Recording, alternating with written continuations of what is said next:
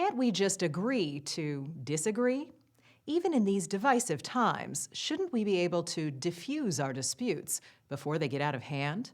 Susan Spencer looks at all sides of the argument. Billy Moore was born and raised on the south side of Chicago, where growing up meant growing up too fast. Chicago has a community that is heavily rooted in street gangs. It's a heavy street gang culture.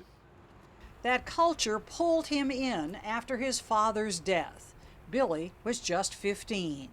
My mother, as a single parent at that time, was working to support me. It left me a lot of time just to be doing things that, without that type of supervision, led me down the wrong path, so to speak. It happened yesterday on a Chicago street, an act of violence so common that it would ordinarily pass notice, except it involved an extraordinary young man. That young man was Benji Wilson, a star high school basketball player. On November 20th, 1984, Billy Moore says Benji bumped into him on the sidewalk. When I asked him, was he gonna apologize or say, excuse me, in no uncertain terms, he just turned around and told me, he didn't owe me no excuse, now what? And at that point, I felt threatened because he wasn't bagging down. And what I did at that moment, I felt like I had to do to protect myself. And I pulled a gun out and shot Benji. Benji Wilson died hours later.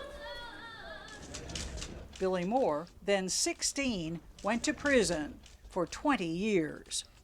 When you came out of prison, how were you different from the 16-year-old boy who went in?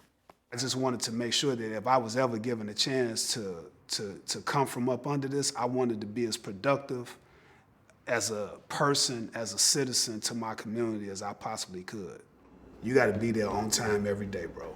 Now 53, and having lost his own son to a shooting in 2017, Billy Moore has been trying hard to make amends.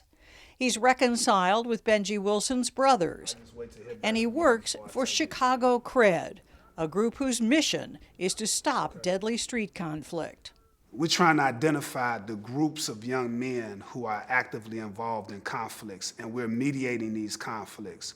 Billy Moore is a conflict survivor, and now he works on systematically interrupting gang violence, trying to prevent that tragic mistake that he made.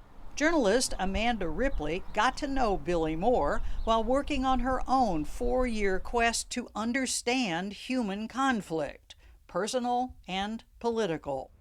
One of the biggest surprises for me was how similar human behavior is in all kinds of conflicts, whether it's an ugly divorce or a labor walkout or a civil war. So talk to me a little bit about how you see politics through this lens. When we are in two groups who are opposed to each other, we start to make huge sweeping judgments about each other, and we make big mistakes. Ripley writes about those mistakes in a new book published by Simon & Schuster, part of Viacom CBS. Her recommendation for ending the political divide: how about another political party? The world doesn't neatly sort into Democrat and Republican. Most people don't neatly fit into just one category. On average, countries that have more than two political parties are less politically polarized, and there's more trust. But all conflict is not necessarily bad, right? Things might be pretty boring if we always all agreed on everything. You're absolutely right. Conflict is essential. Columbia University psychology professor Peter Coleman says there is such a thing as good conflict. Every creative group, the Beatles, Monty Python, all of these groups had a lot of internal conflict. And what they did with that conflict is oftentimes find a better solution. So conflicts can result in fantastic innovation.